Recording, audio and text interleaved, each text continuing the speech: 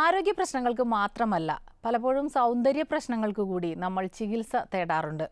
അത്തരത്തിലൊരു സാധാരണ കണ്ടുവരുന്ന പ്രശ്നമാണ് മുഖക്കുരുവും തുടർന്നുണ്ടാകുന്ന പാടുകളും. കൗമാരപ്രായക്കാർക്കൊക്കെ ശരിക്കും പറഞ്ഞാൽ അത് വലിയൊരു പ്രശ്നമാണ്. നമ്മൾ പലപ്പോഴും നിസ്സാരമായിട്ട് തള്ളുമെങ്കിലും അവർക്ക് ആ കാലഘട്ടത്തിൽ അത് വലിയ പ്രശ്നം തന്നെയാണ്. ഈ മുഖക്കുരു എന്തുകൊണ്ടാണ് ഉണ്ടാകുന്നത്? ചിലരിൽ എന്തുകൊണ്ട് ഇത് കൂടുതൽ കാണുന്നു? ഇതിനുള്ള നൂതന ചികിത്സാ മാർഗങ്ങൾ എന്തെല്ലാമാണ്? ഇതാണ് ഇന്നത്തെ ഡോക്ടർ ലൈവിലൂടെ നിങ്ങളോട് സംസാരിക്കുന്നത് കോലഞ്ചേരി MOSC മെഡിക്കൽ കോളേജിലെ അസിസ്റ്റന്റ് പ്രൊഫസറും കൺസൾട്ടന്റ് ഡെർമറ്റോളജിസ്റ്റുമായ ഡോക്ടർ ബെനാൻ സന്തോഷ്. നമസ്കാരം ഡോക്ടർ. ഡോക്ടർ, ഇപ്പം ഞാനിപ്പോൾ പറഞ്ഞ പോലെ തന്നെ മുഖക്കുരു എന്ന് പറയുമ്പോൾ തന്നെ അത് അനുഭവിക്കുന്നവർക്ക് അതൊരു വലിയ പ്രശ്നം തന്നെയാണ്. ഡോക്ടറുടെ ഒരു അനുഭവം എന്താണ്? എൻ്റെ ഒരു പേഴ്സണൽ എക്സ്പീരിയൻസ് എന്ന് പറയുകയാണെങ്കിൽ, എൻ്റെ ഒരു സ്കൂൾ ജീവിതം കഴിഞ്ഞു തൊട്ട് മുഖക്കുരു വരാൻ തുടങ്ങിയിട്ടുണ്ട്. അതൊരു കോളേജ് ജീവിതം ആയപ്പോഴത്തേക്കും അത് കൂടി.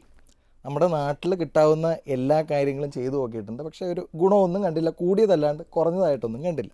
ആ സമയത്തൊക്കെ നമ്മുടെ ഒരു പ്രശ്നം എന്ന് വെച്ചാൽ ഒരു കല്യാണം അല്ലെങ്കിൽ ഒരു ഫംഗ്ഷനൊക്കെ പോകാൻ വളരെ ബുദ്ധിമുട്ടാണ്. അല്ലെങ്കിൽ നമ്മളോട് ചോദിക്കുക, അവിടെ ആരെങ്കിലും ചെല്ലുമ്പോൾ നിൻ്റെ മുഖത്ത് എന്തുവാടാന്നൊക്കെ ഒരു ചോദ്യം വരും. അതുകൊണ്ട് നമുക്കത് പേടിയാണ്. അല്ലെങ്കിൽ അവിടെ ചെല്ലുമ്പോൾ എല്ലാവരും നമ്മളെ തന്നെയാണ് നോക്കുന്നത്, നമ്മളെ തന്നെ ശ്രദ്ധിക്കുന്നു എന്നൊരു തോന്നൽ. ഇതൊക്കെയാണ് നമ്മളെ പലപ്പോഴും അതിൽ നിന്ന് പിൻവലിക്കുന്ന ചില കാര്യങ്ങൾ. ചില സമയത്ത് നമുക്കൊരു ഷർട്ട് ഇടാൻ, അതായത് ഒരു കളർഫുൾ ഒരു ബ്ലാക്ക് ഷർട്ട് ഇടാൻ വളരെ കൊതിയാണ്. പക്ഷേ ഇടുമ്പോൾ മുഖക്കുരു നന്നായിട്ട് തെളിഞ്ഞ് കാണും. അങ്ങനെയൊക്കെയുള്ള ഒരുപാട് പ്രശ്നങ്ങളുണ്ട്. ഇതിപ്പോൾ ഞാൻ അനുഭവിച്ച ഒരു പ്രശ്നമാണ്. ഇതുപോലെ എന്നെപ്പോലെ ഒരുപാട് പേര് അനുഭവിച്ചിട്ടുണ്ട്.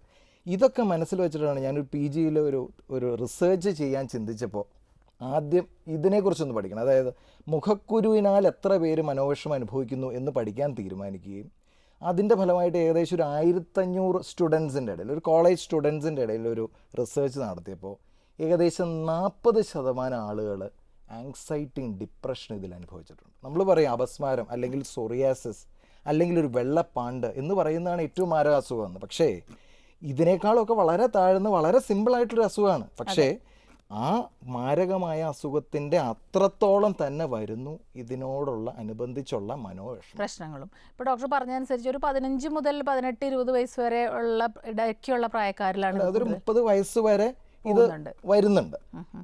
ഇപ്പോൾ ഈ മുഖക്കുരു ശരിക്കും പറഞ്ഞാൽ ചില ആളുകളിൽ നമ്മൾ കാണാം ഒരൊറ്റ മുഖക്കുരു പോലും ഇല്ലാതെ. നമ്മളാണെങ്കിലും ചിന്തിക്കാറുണ്ട് ഇവരുടെ മുഖത്ത് ഒറ്റ കുരുവില്ല. എന്നാൽ ചില കുട്ടികളിൽ അത് നേരെ തിരിച്ചായിരിക്കും, ധാരാളം വരുന്നു.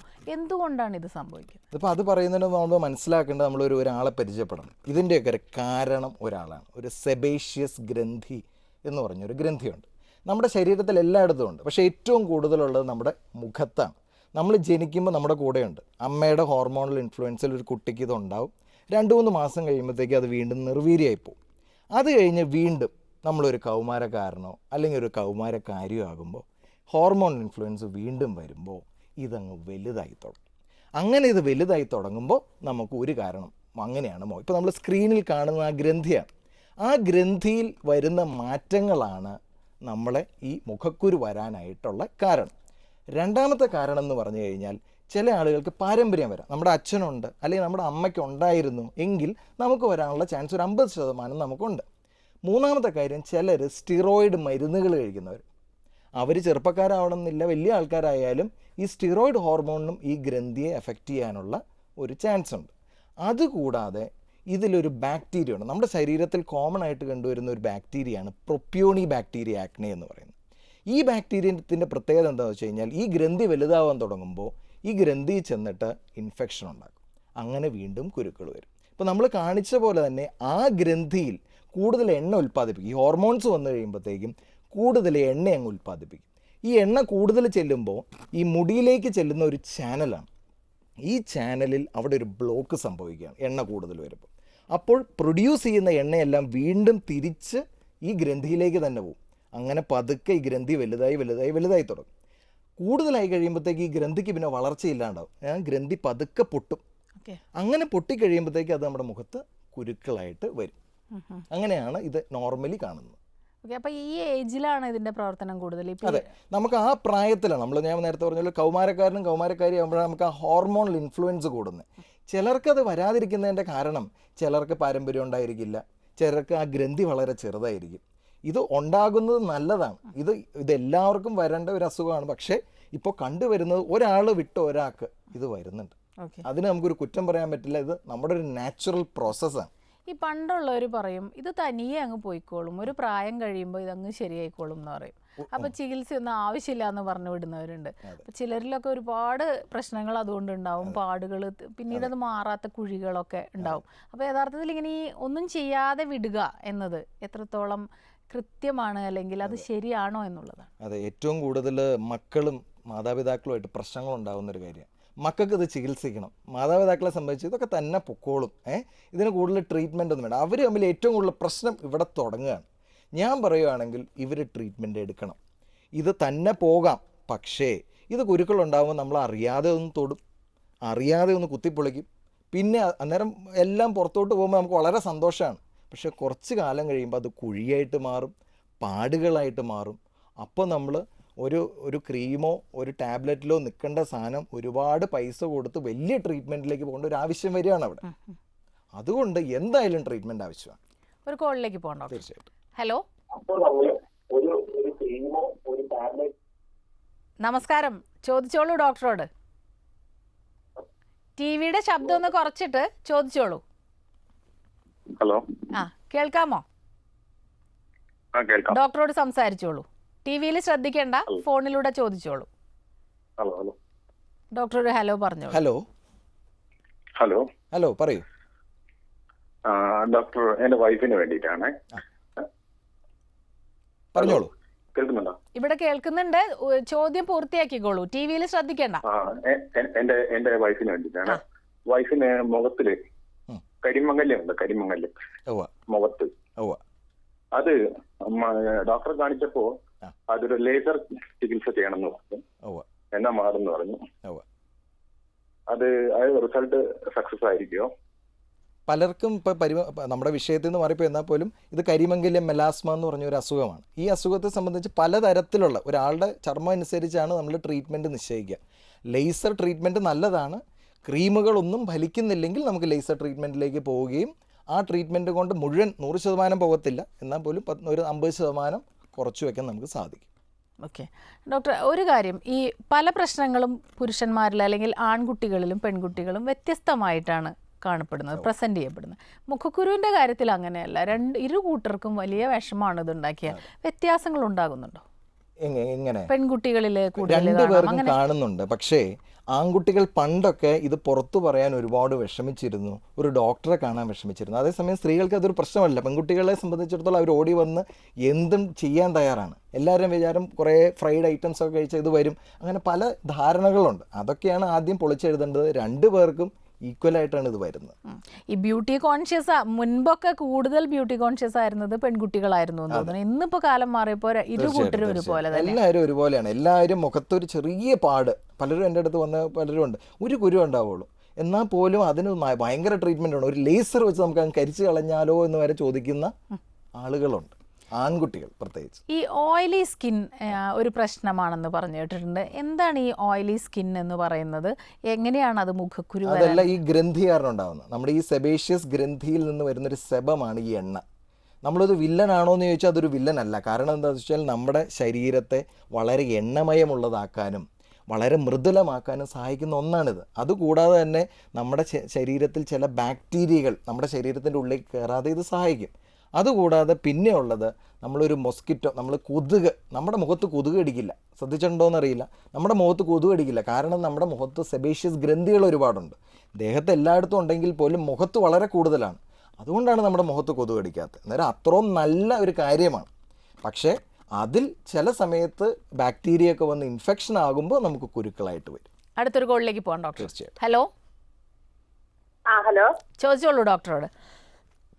ഇത് ഇടുക്കിയിൽ നിന്ന് തങ്കമണി എന്ന് പറഞ്ഞ സ്ഥലത്ത് സിന്ധു എന്ന് വിളിച്ച ആൾ വിളിക്കുന്നതാണേ. പറയൂ.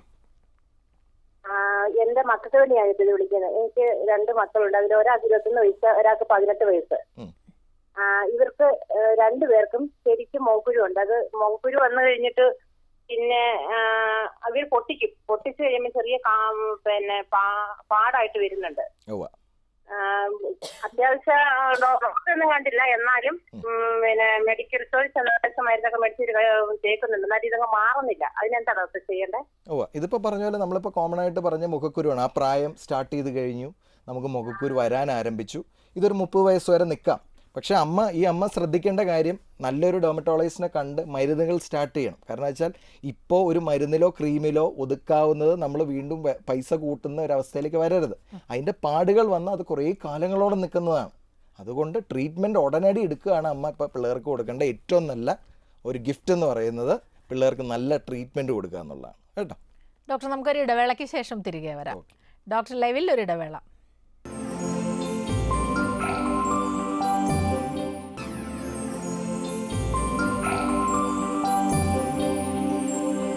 ഡോക്ടർ ലൈവ് തുടരുന്നു. ഡോക്ടർ ഒരു കോളർ വെയിറ്റ് ചെയ്യുന്നുണ്ട്. ഹലോ ഹലോ, നമസ്കാരം. ഡോക്ടറോട് സംസാരിച്ചോളൂ. മാം. ചോദിച്ചോളൂ. മാം, എന്റെ പേര് മിഥില, ഞാൻ നിലമ്പൂരിൽ നിന്നാണ് വിളിക്കുന്നത്. സംസാരിച്ചോളൂ. കേൾക്കുന്നുണ്ട്, ചോദിച്ചോളൂ. ടി വിയിൽ ശ്രദ്ധിക്കണ്ട. എന്റെ മുഖം ഭയങ്കര ഓയിലി ആയിട്ടുള്ള ഒരു ഫേസ് ആണ്. അപ്പൊ പണ്ട് മുതലേ കുറച്ച് കുരുക്കളൊക്കെ വന്നിട്ട് ഞാനത് പൊട്ടിച്ചിട്ട് തലയൊക്കെ ആയിട്ടുണ്ടായിരുന്നു. പിന്നെ നോർമലി അത് പോവുമായിരുന്നു ചെയ്യുന്നത്.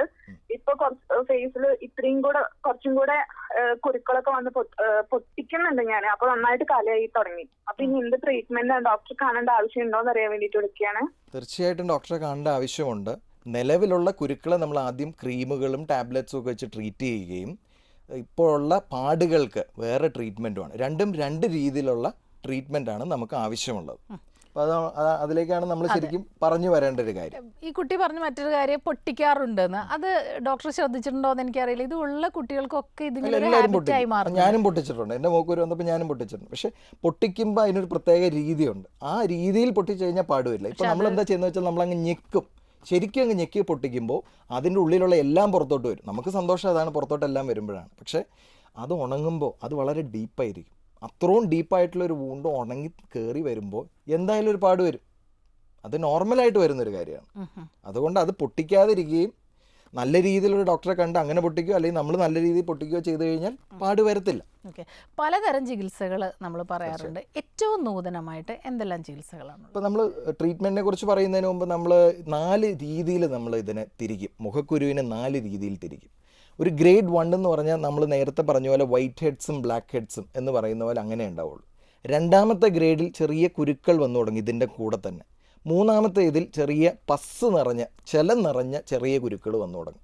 നാലാമത്തെ ഇതിൽ വലിയ സിസ്റ്റ് പോലത്തെ കുരുക്കൾ വന്നു തുടങ്ങും. ആദ്യത്തെ 1-2 ഗ്രേഡുകൾ നമുക്ക് ക്രീമും ടാബ്ലറ്റും കൊണ്ട് നമുക്ക് നിർത്താവുന്നതാണ്. 3-4 ആകുമ്പോൾ അതിനകത്ത് ചിലപ്പോൾ ഇഞ്ചെക്ഷൻസ് വേണ്ടി വരും. ചില ടാബ്ലറ്റ്സ് ഉണ്ട്, ഐസോട്രോട്ടിനോയിഡ് എന്ന് പറഞ്ഞ ടാബ്ലറ്റൊക്കെ ഒരു 6 മാസം കഴിച്ചു കഴിഞ്ഞാൽ ഒരു 80% ആളുകൾക്ക് അത് കംപ്ലീറ്റ് ക്യൂർ കിട്ടും. ബാക്കി 20% ആളുകൾക്ക് തിരിച്ചു വരാം, കുരുക്കൾ വരാം. പക്ഷേ ആ കുരുക്കൾ വരുന്നതിൻ്റെ സിവിയറിറ്റി കുറവായിരിക്കും. ഒരു ക്രീം തേച്ച് കഴിഞ്ഞാൽ പോകുന്ന കുരുക്കളായിട്ട് മാറാം. പിന്നെ ഇതൊക്കെ മാറിക്കഴിഞ്ഞ് മുഖക്കുരു മാറി പിന്നെ ഉള്ളത് നമുക്ക് അപ്പാടുകളാണ്. അതിനാണ് നമുക്ക് നൂതനമായ ട്രീറ്റ്മെൻറ്റ്സ് ഉള്ളത്. അപ്പോൾ ആ ട്രീറ്റ്മെൻറ്റ്സിനെ കുറിച്ച് പറയുകയാണെങ്കിൽ ആദ്യം നമുക്ക് മൈക്രോ ഡെർമാബ്രേഷൻ എന്ന് പറഞ്ഞാൽ ചിലപ്പോൾ ചെറിയ കാരകൾ പോലെ ഇരിക്കാം. ചെറിയ പാടുകളാണെങ്കിൽ നമുക്ക് മൈക്രോ ഡെർമാബ്രേഷൻ എന്ന് പറഞ്ഞൊരു ട്രീറ്റ്മെൻ്റ് ഉണ്ട്. ഇപ്പോൾ നമ്മൾ വീഡിയോ കാണുന്നത് ആ ട്രീറ്റ്മെൻറ്റാണ്. നമ്മൾ അലൂമിനിയം ഓക്സൈഡ് ക്രിസ്റ്റൽസ് മുഖത്ത് ഡെപ്പോസിറ്റ് ചെയ്യാണ്. ഒരു മെഷീൻ്റെ സഹായത്തോടു കൂടി അലൂമിനിയം ഓക്സൈഡ് ക്രിസ്റ്റൽസ് ഡെപ്പോസിറ്റ് ചെയ്യുന്നു. അതൊരു വാക്വം വഴി, ആ ഡെപ്പോസിറ്റ് ചെയ്യുന്നതിൽ തന്നെ ഒരു വാക്വം ഉണ്ട്. ആ വാക്വം ക്രിയേറ്റ് ചെയ്ത് ആ ഓക്സൈഡ് ക്രിസ്റ്റൽസിനെ തിരിച്ചെടുക്കുകയാണ്. അങ്ങനെ തിരിച്ചെടുക്കുമ്പോൾ നമ്മൾ സ്കിന്നിനെ ഒന്ന് റഫ് ആൻഡ് അപ്പ് ആണ്, ഒന്ന് ടെക്സ്ചർ ചെയ്യുകയാണ്. അങ്ങനെ വരുമ്പോൾ അവിടെയുള്ള ചെറിയ കുരുക്കൾ അതിൽ നിന്ന് നമുക്ക് നമ്മുടെ ഇതിൻ്റെ കൂടെ നമുക്ക് കിട്ടും. ആ സ്കിൻ തന്നെ ഒരു പീലിംഗ് ചെയ്ത ഒരു എഫക്റ്റ് ഇതിന് കിട്ടും. ഇതാണ് മൈക്രോ ഡെർമാബ്രേഷൻ എന്ന് പറയുന്നത്. ഇതൊരു മെത്തേഡാണ്. വളരെ ചെറിയ കുരുക്കളും ഇതുള്ളതിന് ഇതൊന്നും. ഓക്കെ, ഒരു കോളർ വെയിറ്റ് ചെയ്യുന്നുണ്ട് ഡോക്ടർ, അതിനുശേഷം തുടരാം. ഹലോ ചോദിച്ചോളൂ ഡോക്ടറോട്. ഹലോ ഡോക്ടറെ, ഞാനിപ്പം എനിക്കൊരു 16 വയസ്സ് തൊട്ട് എന്റെ മുഖത്ത് കുരു ഉണ്ടായിരുന്നു. അപ്പം ഞാൻ കണ്ടിന്യൂസ് ആയിട്ട് ഇങ്ങനെ മെഡിസിൻ ചെയ്യുന്നുണ്ട്. ഞാൻ ഹിമാലയ ഫേസ് വാഷ് ആയിരുന്നു അത് ഉപയോഗിച്ചോണ്ടിരുന്നത്. അപ്പൊ മെഡിസിൻ ചെയ്തിട്ടൊന്നും എനിക്കിത് കുറയുന്നൊന്നുമില്ല. ഏതാ ഡോക്ടർ നല്ലൊരു ഫേസ് വാഷ് മുഖത്ത് ഉപയോഗിക്കാൻ പറ്റിയത്? ഫേസ് വാഷ് കൂടുതലായിട്ട് മണോ ഇല്ലാത്തതും കൂടുതൽ പതയില്ലാത്തതുമാണ് നല്ല ഫേസ് വാഷ്. നിങ്ങൾക്ക് നല്ല ഒരു ഇത് തോന്നുന്നത് പല പല കമ്പനികളുടെ അവൈലബിൾ ആണ്. മണം ഇല്ലാത്തതാണ് നല്ലത്. അതായത് നമ്മുടെ മുഖത്ത് കൂടുതൽ സോപ്പ് നമ്മൾ പതയുന്നത് ഒരു ഡിറ്റർജൻറ്റ് ഉള്ളത് കൊണ്ടും അതിനൊരു ഫോമിങ് ഏജൻറ്റ് ചേർക്കുന്നത് കൊണ്ടാണ് പതയുന്നത്. നമ്മുടെ എല്ലാവരും വിചാരം പതയുന്നതാണ് നല്ലതെന്ന്. അത് മാത്രമല്ല ഒരു നല്ല സ്മെല്ലുള്ള അതാണ്, നമുക്ക് നല്ലൊരു സുഖം കിട്ടും. പക്ഷേ കുരുക്കൾ അതിൽ കൂടും. ഇതിൽ നമ്മുടെ പോർസിൽ ഇത് ചെന്ന് കഴിയുമ്പോൾ ബാക്ടീരിയ കൂടുതൽ വളരാനുള്ള ചാൻസ്. അത് പറയാൻ പറ്റില്ല. നമ്മളിപ്പോൾ ഇങ്ങനെ ഒരു പ്രോഗ്രാമിൽ കൂടെ നമുക്ക് അങ്ങനെ ഒരു കമ്പനിയുടെ പേര് പറയുന്നത് ശരിയല്ലല്ലോ. പിന്നീട് ഡോക്ടറെ വിളിച്ചോളൂ.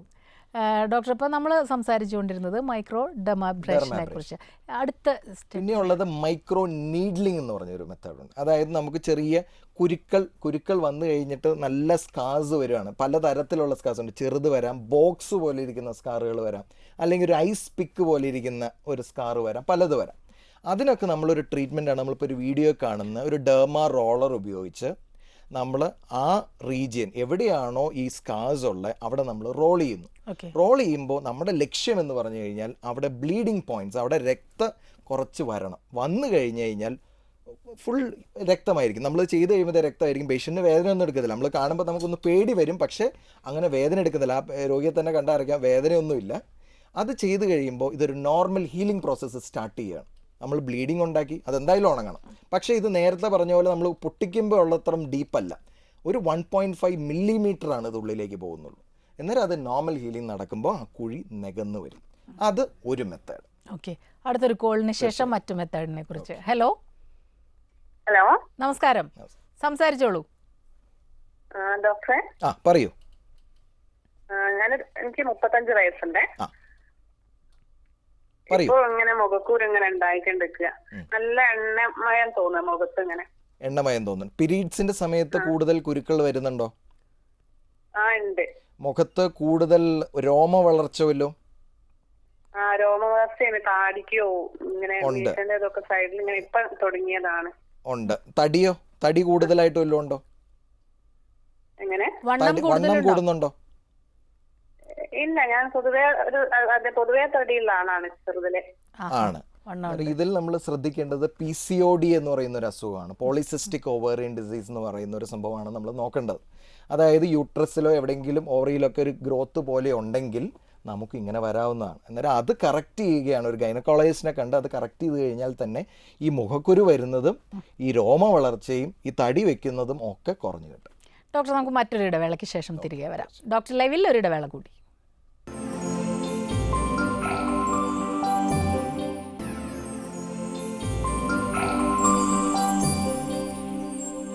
ഡോക്ടർ ലൈവ് തുടരുന്നു. ഒരു കോളർ വെയിറ്റ് ചെയ്യുന്നുണ്ട്. Doctor hello.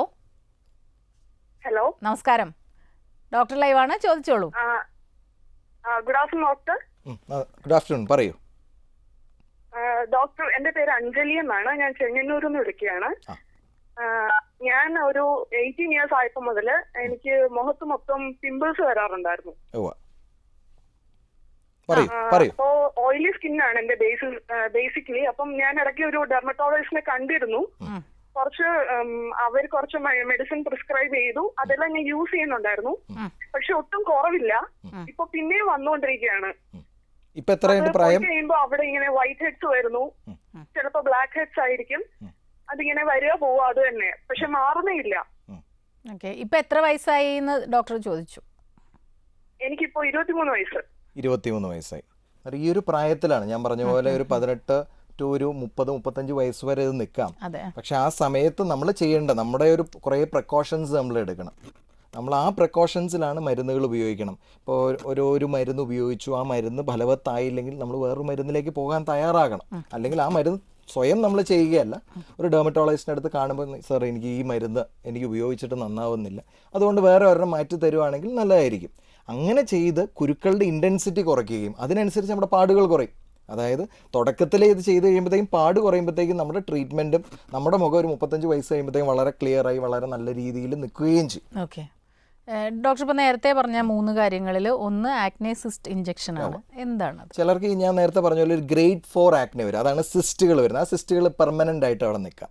അതിന് ഇൻട്രാലീഷണൽ സ്റ്റിറോയിഡ് നമ്മൾ ഈ ഒരു വീഡിയോയിൽ കാണുന്നത് പോലെ ഈ സിസ്റ്റിലെ നമ്മളൊരു കിനോകോട്ട് എന്ന് പറയുന്ന ഒരു ഇഞ്ചക്ഷൻ നമ്മൾ ചെയ്യുകയാണ്. അപ്പോൾ ഈ സിസ്റ്റ് ഷ്രിങ്ക് ചെയ്ത് പോവുകയും അവിടെ ഒരു ചെറിയൊരു പാട് മാത്രം, ആ വലിപ്പം കുറയുകയും ആ ഒരു പാട് മാത്രമായിട്ട് അവശേഷിക്കുകയും ചെയ്യും. അതാണ് ഈ ട്രീറ്റ്മെൻറ്റ്, നിങ്ങൾ വീഡിയോയിൽ കാണുന്ന ഈ ട്രീറ്റ്മെൻറ്റ് എന്ന് പറയുന്നത്. ഓക്കെ, അപ്പോൾ ഡോക്ടർ ഈ ട്രീറ്റ്മെൻറ്റ് ശരിക്കും ഒറ്റ ഇഞ്ചക്ഷൻ കൊണ്ട് ഈ സിസ്റ്റ് പോകുന്നുണ്ടോ? പല സിസ്റ്റുകൾ ഇപ്പോൾ വലിപ്പം അനുസരിച്ചാണ്. വലിയ സിസ്റ്റുകളാണെങ്കിൽ 2-3 സിറ്റിങ്സ് 1 മാസം ഇടവിട്ട് വേണ്ടി വരും. ചെറിയ സിസ്റ്റുകളാണെങ്കിൽ ഒരു സിറ്റിംഗ് കൊണ്ട് തന്നെ പോകാവുന്നതാണ്. ഈ പാട് മാറ്റാനുള്ള ഈ ട്രീറ്റ്മെൻറ്റ്സ് എല്ലാം നമുക്ക് 100% പറയാൻ പറ്റത്തില്ല. ഇതെല്ലാം ഇതിൻ്റെ കൂടെ ഇനിയുള്ളത് ലേസറാണ്. ഏറ്റവും ലാസ്റ്റ് നമ്മൾ എത്തുന്നതാണ് ലേസറിലേക്ക് എത്തുന്നത്. ഇതെല്ലാം ചെയ്ത് കഴിയുമ്പോഴത്തേക്ക് ഒരു 30%-40% നമുക്ക് കുറഞ്ഞു കിട്ടും. ലേസറും കൂടെ ചെയ്യുമ്പോഴത്തേക്ക് ഒരു 20% കൂടെ, അങ്ങനെ ഒരു 60% നമുക്ക് കുറച്ച് വയ്ക്കാം. കംപ്ലീറ്റ് ആയിട്ട് പോകില്ല, 60% കുറച്ച് വെച്ചാൽ തന്നെ എല്ലാവരും ഹാപ്പിയാണ്. ഈ ലേസറിനെ കുറിച്ച് പറയുമ്പോൾ ഇപ്പോഴും കാര്യം ഒരുപാട് പേര് ലേസർ ട്രീറ്റ്മെൻറ്റിനൊക്കെ പോകുന്നുണ്ടെങ്കിലും ഒരുപാട് സംശയങ്ങളുണ്ട് ലേസർ ചികിത്സയുമായിട്ട് ബന്ധപ്പെട്ട്. ഇതിന് എന്തെങ്കിലും തരത്തിലുള്ള സൈഡ് എഫക്റ്റ് ഉണ്ടാകുമോ? സൈഡ് എഫക്റ്റ് എന്ന് പറഞ്ഞാൽ എല്ലാം ലോങ് ടേം, അത്രയും കാലങ്ങളൊന്നും നമ്മൾ ലേസർ ഉപയോഗിക്കുന്നില്ല. ഇപ്പോൾ ഇമ്മീഡിയറ്റ് എന്ന് പറഞ്ഞു കഴിഞ്ഞാൽ നമ്മൾ ലേസർ ചെയ്യുമ്പോൾ ചിലപ്പോൾ പൊള്ളാം. നമ്മൾ അഡിക്വേറ്റ് ആയിട്ടുള്ള കൂളിംഗ് മെഷേഴ്സ് ഒന്നും എടുത്തില്ലെങ്കിൽ നമുക്ക് പൊള്ളാനുള്ള ചാൻസ് ഉണ്ട്. ഇപ്പോൾ മുടി പോകാൻ വേണ്ടിയിട്ട് നമ്മൾ ലേസർ പലരും ഉപയോഗിക്കാറുണ്ട്. ലേസർ ഹെയർ റിമൂവൽ ടെക്നിക്സ് ഉപയോഗിക്കാറുണ്ട്.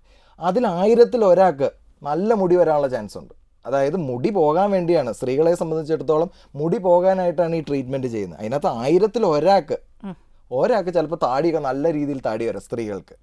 അതൊരു പ്രശ്നമായിട്ട് വരാം. അതൊക്കെയാണ് വളരെ റെയർ ആയിട്ടുള്ള സൈഡ് എഫക്ട്സ്. അടുത്തൊരു കോളിലേക്ക് പോകാം ഡോക്ടർ. തീർച്ചയായും. ഹലോ, നമസ്കാരം, ചോദിച്ചോളൂ ഡോക്ടറോട്. ആ കോള് കട്ടായി തോന്നുന്നു. ഡോക്ടർ ഇപ്പം ഇത്തരം ചികിത്സകൾ എല്ലാവർക്കും പറ്റുമോ എന്നുള്ളതാണ്. ഇത് അവിടെയാണ് ഒരു പ്രശ്നം. എല്ലാവരെയും സംബന്ധിച്ചിടത്തോളം ഇപ്പം ഞാനൊരു മുഖക്കുരുവിനൊരു ഡോക്ടറെ കണ്ടു കഴിഞ്ഞാൽ ഒരു മരുന്ന് ഞാൻ മേടിക്കും. എൻ്റെ ഒന്ന് കുറച്ച് കുറഞ്ഞു കഴിഞ്ഞാൽ ഞാൻ പറഞ്ഞു കൊടുക്കും. എൻ്റെ സുഹൃത്തിനുണ്ടായി കഴിഞ്ഞാൽ ഞാൻ പറഞ്ഞു കൊടുക്കും, പിന്നെ ഡോക്ടറുടെ അടുത്തേക്ക് പോകില്ല, ഇതങ്ങ് ഉപയോഗിച്ചോ. അന്നേരം പുള്ളി തന്നെ പറയും എനിക്കത് ഉപയോഗിച്ചിട്ട് വലിയ കുറവില്ല, ഇത് വേറൊരാൾക്ക് കൊടുത്ത്. അങ്ങനെ അങ്ങനെയാണ് ഇപ്പോഴത്തെ ട്രീറ്റ്മെൻറ്റ്. നമ്മൾ ആരോഗ്യമാസിക വായിക്കുന്നു, ട്രീറ്റ് ചെയ്യുന്നു. നമ്മൾ എന്തെങ്കിലും ഒരാൾ മേടിക്കുന്നു, അത് ട്രീറ്റ് ചെയ്യുന്നു. ആ ഒരു രീതിയാണ് നമുക്ക് മാറേണ്ടത്. എന്തുണ്ടെങ്കിലും ഡോക്ടറോട് തുറന്നു പറയുവാനും ഡോക്ടറെ കാണുവാനും. ഇത് കുറഞ്ഞില്ല എന്നൊരു ഒരു ഡോക്ടറോട് ചെന്ന് പറഞ്ഞു എന്ന് വെച്ചാൽ ഡോക്ടർക്ക് ഒരു ഈഗോ ഡെവലപ്പ് ചെയ്യേണ്ട കാര്യമില്ല. ഇതങ്ങനെ കുറയുന്ന ഒരു സാധനമല്ല, നമുക്കിതിനെ കൺട്രോൾ ചെയ്ത് വെക്കാം. അതുകൊണ്ട് എനിക്കോ എൻ്റെ കൂടെയുള്ള ആർക്കും അങ്ങനെ ഒരു ഇതുണ്ടാവുമെന്ന് എനിക്ക് തോന്നുന്നില്ല. അങ്ങനെ എനിക്ക് കുറഞ്ഞില്ല എന്ന് ധൈര്യമായിട്ട് പറയുകയും നമുക്ക് ആവശ്യമായിട്ടുള്ള ട്രീറ്റ്മെൻറ്റ് ചോദിച്ചു വാങ്ങാനും ഒരു രോഗി തയ്യാറാകുന്നിടത്ത് നമ്മുടെ നല്ലൊരു സ്കിൻ നമുക്ക് കിട്ടും. അടുത്തൊരു കോളിലേക്ക് പോകാം ഡോക്ടർ. ഹലോ, നമസ്കാരം, ഡോക്ടർ ലൈവ് ആണ്, ഡോക്ടറോട് സംസാരിച്ചോളൂ. ഓക്കെ, എന്റെ ഈ മുഖത്ത് 15 വയസ്സ് തൊട്ടേ കുരുപ്പുണ്ട്. അതിനുശേഷം മുഖത്ത് ഈ കുഴിഞ്ഞ പാടുകളായി. എനിക്കിപ്പോ 22 വയസ്സായി, എന്നിട്ട് മുഖത്ത് കുരുപ്പും കുഴിഞ്ഞ പാടുകളും ഉണ്ട്. ഇപ്പൊ കുരുക്കളുണ്ടോ? കുരുക്കളുണ്ടോ ഇപ്പൊ, അതോ പാടുകൾ മാത്രമേ ഉള്ളൂ? ഇപ്പോഴും മുഖത്ത് കുരുപ്പുകളുണ്ട്. ആദ്യം ഈ ഇദ്ദേഹത്തിന് ചെയ്യേണ്ടത് ആദ്യം കുരുക്കൾക്ക് വേണ്ടിയിട്ടുള്ള ട്രീറ്റ്മെൻറ്റ് എടുക്കുകയും. ഇപ്പോൾ കുരുക്കളുണ്ടെങ്കിൽ ഞാൻ പറഞ്ഞല്ലോ, എല്ലാവർക്കും നമ്മുടെ ഒരു വിഷമം, ഞാൻ പറഞ്ഞു ഒരു മനോവിഷമം ഭയങ്കരമാണ്. ഒരു കുരുവുള്ള ആൾക്കും 100 കുരുവുള്ള ആൾക്കും ഒരേ രീതിയിൽ മനോവിഷമം വരാം. അതുകൊണ്ട് നമുക്ക് ടാബ്ലറ്റ്സ് ഉണ്ട്. 6 മാസം കഴിച്ചാൽ മുഖക്കുരു കംപ്ലീറ്റ് ആയിട്ട് കുറയ്ക്കാവുന്ന നമുക്ക് ടാബ്ലറ്റ്സ് ഉണ്ട്. ആ ടാബ്ലറ്റ്സ് ഉപയോഗിച്ച് ഇതിനെ കുറച്ചു വെച്ചതിന് ശേഷം പാടുകളെ നമുക്ക് ട്രീറ്റ് ചെയ്യാം. വിപണിയിൽ കിട്ടുന്നത് എന്തും പരീക്ഷിക്കുന്നവരോട്, സ്വയം ചികിത്സ ചെയ്യുന്നവരോട് എന്താണ് ഡോക്ടർക്ക് ഒരു സന്ദേശം? അങ്ങനെ ചെയ്തു കഴിഞ്ഞാൽ ഞാൻ പലരും കണ്ടിട്ടുണ്ട്, പേസ്റ്റ് വരെ മുഖത്ത് കുരുക്കളിൽ തേച്ചവരുണ്ട്. അത് തേച്ച് കഴിഞ്ഞ് മുഖം നന്നായിട്ട് പൊള്ളി നല്ല ഭംഗിയായിട്ട് വന്ന ആളുകളുണ്ട്. അന്നേരം അതുകൊണ്ട് തന്നെ അതൊന്നും ചെയ്യാതെ എന്തും കിട്ടിയാലും, നമ്മളൊരു എന്തെങ്കിലും തൈര് കിട്ടിയാൽ മുഖത്ത് തേക്കും, പപ്പായ കിട്ടി, ഇതൊക്കെ ഉള്ളിലേക്ക് കഴിക്കുക. നമ്മൾ പപ്പായ ഉള്ളിലേക്ക് കഴിക്കുക, നമ്മൾ നാരങ്ങയുള്ള ഉള്ളിലേക്ക് കഴിക്കുക, ഇതെല്ലാം കഴിക്കുക. മുഖത്തൊന്നും തേച്ച് കുഴപ്പം ഉണ്ടാക്കാതിരിക്കുക. കൂടുതൽ ഡോക്ടർമാർക്ക് പണി ഉണ്ടാക്കാതിരിക്കുക. എങ്കിൽ നിങ്ങൾക്ക് നല്ല രീതിയിൽ ജീവിക്കാം. ഓക്കെ ഡോക്ടർ, നമ്മുടെ ഇന്നത്തെ ഡോക്ടർ ലൈവിൻ്റെ സമയോട് അവസാനിച്ചിരിക്കുകയാണ്. വളരെയധികം നന്ദി ഞങ്ങളോട് സഹകരിച്ചതിന്. ഡോക്ടർ ലൈവിൻ്റെ ഈ അധ്യായം ഇവിടെ അവസാനിക്കുന്നു. നമസ്കാരം.